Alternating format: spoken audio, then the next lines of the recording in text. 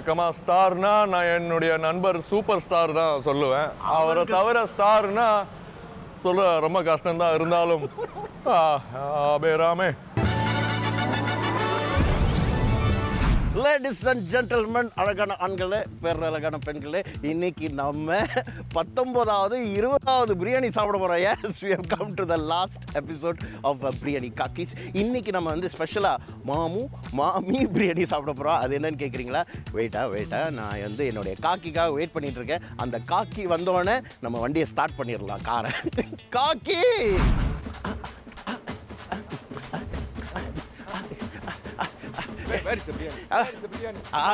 என்னம்மா டான்ஸ் ஆடிக்கிட்டே வர?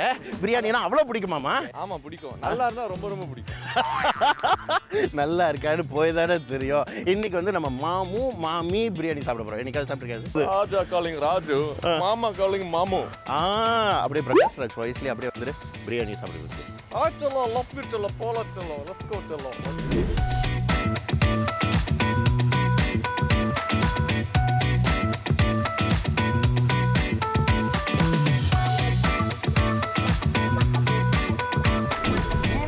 பிரியாணி காக்கிஸில் நான் ஒரு ஆளோட சாப்பிட போகிறதில்ல, ஒரு நட்சத்திர பட்டாளத்தோட சாப்பிட போகிறேன்.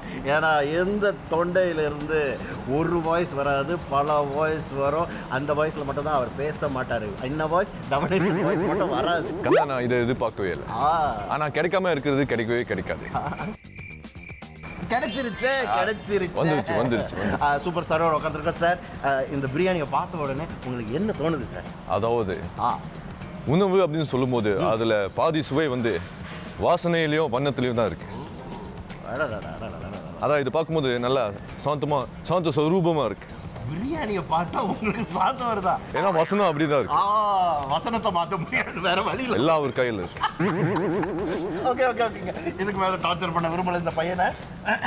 ஏற்கனவே பசிக்குதுன்னு சொன்னான். ஓகே, இப்போ வந்து நம்ம பிரியாணியை பார்க்கும்போது ரைஸ் ரொம்ப சாஃப்டா இருக்கு. அதாவது வழக்கமா அந்த கல்யாணத்துல அந்த புஃபேல கொடுப்பாங்கல்ல பிரியாணி சோறு, அந்த மாதிரி இருக்கு பார்க்கும்போது. எஸ், அண்ட் தென் அவங்க தால்ச்சா கொடுத்துருக்காங்க, பிக்கல்ஸ் கொடுத்துருக்காங்க. எனக்கு ரொம்ப இன்ட்ரெஸ்டிங்கா என்னமோ ஒரு சாந்து மாதிரி இங்க சைட்ல வச்சிருக்காங்க. இதை நம்ம எப்படி சாப்பிடுறது? சரி, முதல்ல ரைஸ் மட்டும் டேஸ்ட் பண்ணி பார்ப்போம். ஓகே.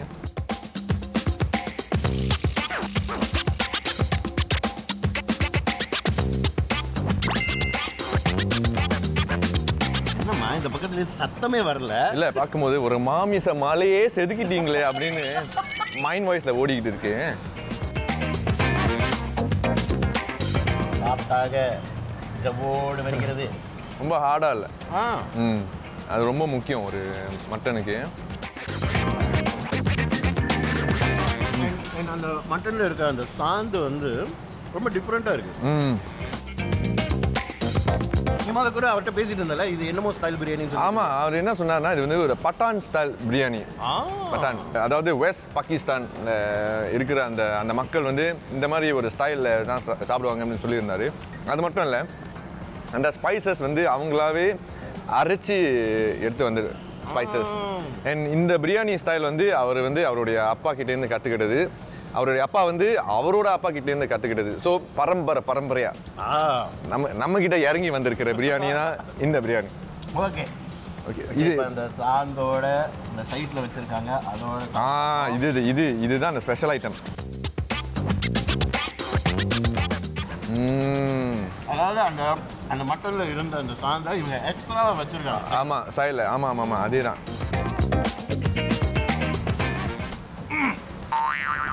ரொம்ப வலுவா இருக்கு அப்படின்னு தான் சொல்லணும். நல்ல அருமையா இருக்கு. ஆனா நான் வழக்கமா நீங்க சாப்பிடுவீங்களா பிரியாணியை பிக்கல்ஸோட சாப்பிடுவீங்களா? வழக்கமா எனக்கு அந்த பழக்கம் கிடையாது. ஆனா எனக்கு தெரிஞ்ச சில நண்பர்கள் வந்து அந்த மாதிரி சாப்பிடுவாங்க.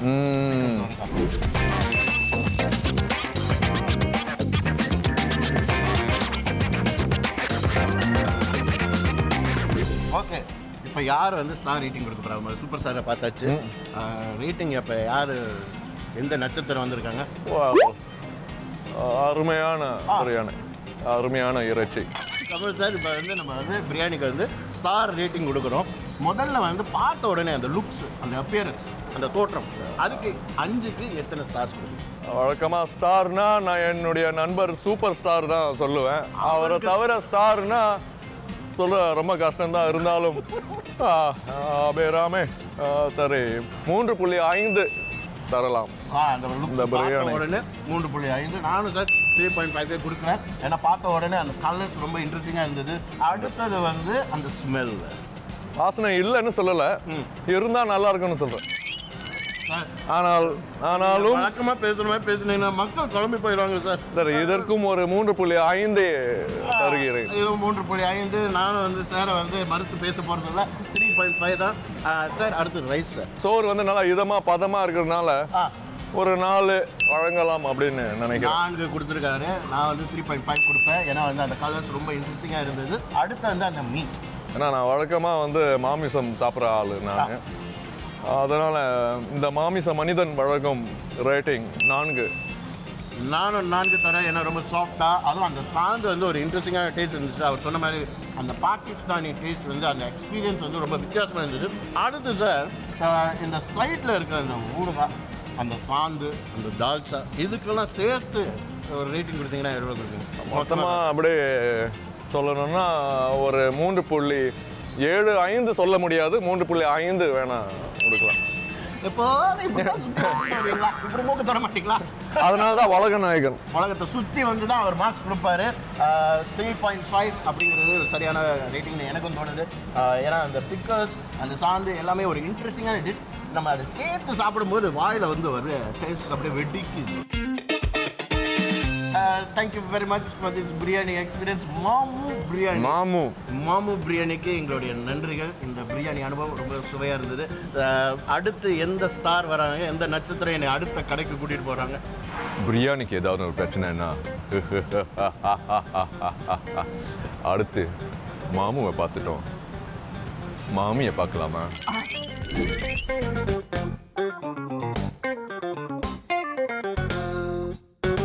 இப்போ நம்ம ஈனோஸ் கிரசன்ல இருக்கிற ஃபுட் சென்டரில் மாமி மிடா பிரியாணி கடையிலேருந்து 2 பிரியாணி வாங்கியிருக்கோம். Chicken biryani, mutton biryani. என்னோட சேர்ந்து பிரியாணி சாப்பிட்றதுக்கு ஒரு செலிபிரிட்டி காக்கி வந்திருக்காரு. யார் அவர்? ஆக்சுவலாக பார்த்தீங்கன்னா நான் வந்து நிறைய வெயிட் லாஸ் எல்லாம் பண்ணி ஒல்லி ஆயிட்டேன். இப்போ என் டயட்டுக்கு வந்து பிரியாணியெல்லாம் வந்து எடுப்படாது. So I am not eating this biryani. Simple sir, எனக்கு புரியுது. நீங்கள் கட்டம் போட்டு இப்போ டயட்டில் நீங்கள் சாப்பிட்றீங்க, எனக்கு புரியுது. பட் இது வந்து ஹெல்த்தியர் பிரியாணி சார். அதாவது இவங்க ஆல்டர்னேட் இன்க்ரீடியன்ட்ஸ்லாம் யூஸ் பண்ணுறாங்க. அதாவது evaporated milk, vegetable oil, low sodium salt. இந்த மாதிரி வரவங்க வந்து நல்லா ஹெல்த்தியாக சாப்பிட்டுட்டு போகணும். வெறும் 800 கேலரிஸ் தான் இந்த பிரியாணியில் இருக்குது அப்படின்னு அவங்க சொல்கிறாங்க. ஸோ உங்கள் டயட்டுக்கு எந்த ஒரு பிரச்சனையும் வராது சார். 800 கேலரிஸ்னு அந்த மாமியே சொல்லியிருக்காங்க. ஆமாம், மாமியே சொல்லியிருக்கேன். ஓகே, இப்போ பிரியாணி பார்க்கும்போது என்ன தோணுது? மாமிசத்தோட ஒரு கிரேவியும் வந்து ரொம்ப தாராளமாக வழங்கியிருக்காங்க. ஆஹா, எவ்வளோ அழகான வார்த்தை, மாமிசம். அதாவது தால்ச்சாவோட சேர்த்து அந்த மீட் ஒரு மாதிரியான மசாலா கொடுத்துருக்காங்க. ஆனால் சில கடையில் என்ன பண்ணுவாங்கன்னா 2 மீட்டுக்கும் வந்து ஒரே மசாலா போடுவாங்க. இங்கே டிஃப்ரென்ஸ் தெரியுது. மட்டனுக்கு ஒரு மாதிரியான மசாலா போட்டிருக்காங்க, கோழிக்கு வேற மாதிரி. Interesting. Okay okay, rice. Smell is nice.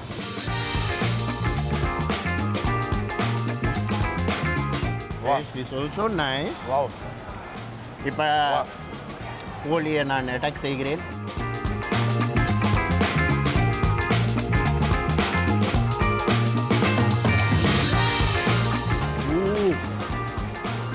கோழியோட masala ரொம்ப நல்லா இருக்கு.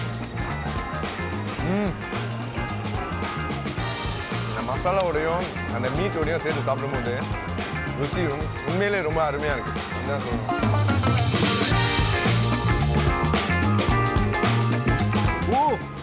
மட்டன் மிகவும் சாஃப்டாக வருகிறது. ஆமாம், ரொம்ப சாஃப்டாக இருக்குது. நல்லா வெந்திருக்கு, ஜூஸியாக இருக்குது அந்த மட்டன்.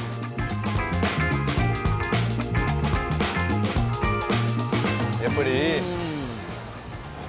அந்த மட்டனுக்கான மசாலா அவ்வளோ திக்காக இருக்கு. Chicken rich.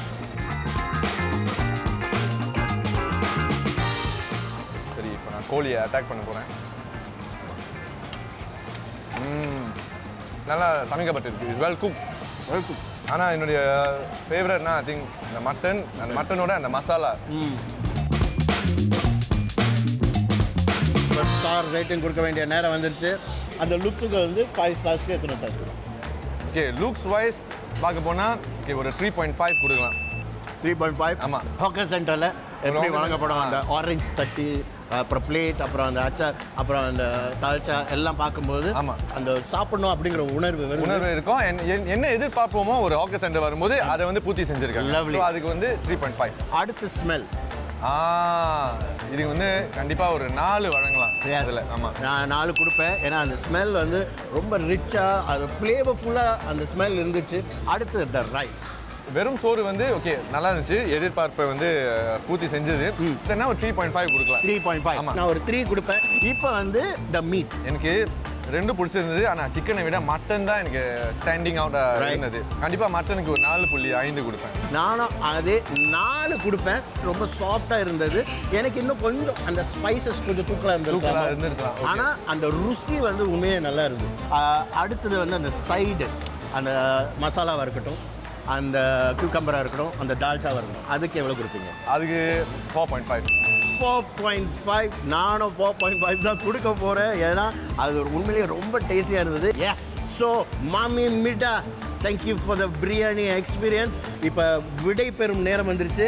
இப்போ வந்து யாருக்கிட்டேருந்து நம்ம விடை பெறுறோம்? ஏதாவது ஒரு உங்கள் ஸ்டைலில். அன்புக்கு அணை திரேசா, அறிவுக்கு அறிஞர் அண்ணா, பிரியாணிக்கு மாமியை கொடுக்கலாம். மாமி கிட்ட கொடுக்கலாம். Thavanesan, thank you very much for coming. ரொம்ப நன்றி என்னை அழைத்ததுக்கு. பிரியாணி காக்கிஸோடைய இறுதி பாகத்தில் இருக்கோம். 10 எபிசோட்ஸில் 20 பிரியாணி சாப்பிட்டாச்சு. இதுதான் முதல் தடவை இந்த நீங்கள் நிகழ்ச்சியை பார்க்குறீங்களா? போய் பாருங்கள். இன்னும் 9 நிகழ்ச்சி இதுக்கு முன்னாடி இருக்குது. என்னென்ன பிரியாணி சாப்பிட்டோன்னு நீங்களும் சாப்பிட்டு பாருங்கள். பிரியாணி உனக்கு சமைக்க தெரியாது, நீ ஏன் பிரியாணிக்கு ரேட்டிங் கொடுக்குறேன்னு உங்களோட சில பேர் கேட்கலாம். அதாவது எழுதவே தெரியாமல் புக்கு படித்து நல்லா இருக்கா நல்லா இல்லையான்னு சொல்கிறது இல்லையா, நடிப்பே தெரியாமல் நிகழ்ச்சி நல்லா இருக்கு நல்லா இல்லைன்னு சொல்கிறது இல்லையா, அதே மாதிரி சமைக்க தெரியலனாலும் நான் சாப்பிட்டு பார்த்து ஒரு ஆடியன்ஸாக இது இப்படி இருந்தால் நல்லா இருக்குமே, அது நல்லா இருக்குமே அப்படின்னு தான் நானும் என் பிரியாணி காக்கிஸும் ரேட்டிங் கொடுத்தோம். அதில் மாற்று கருத்து இருக்கா, உங்களுக்கு பிடிச்சிருக்கா, லைக்ஸை போடுங்க, கமெண்ட்ஸில் உங்கள் கருத்தை போடுங்க. இதை விட ரொம்ப முக்கியமாக நாங்கள் போகாத பிரியாணி கடைகள் இன்னும் உங்களுக்கு தெரியுமா, கமெண்ட்ஸில் போடுங்க. ஏன்னா நல்ல பிரியாணிக்கான வேட்டைக்கு என்றைக்குமே முடிவில்லை. போகிறதுக்கு முன்னாடி ஒன்னே சொல்லிட்டு போகிறேன், நண்பனாலே நல்ல நண்பன் தான், பிரியாணினாலே ருசியான சாப்பாடு தான். Alright, this is the Biryani man signing out.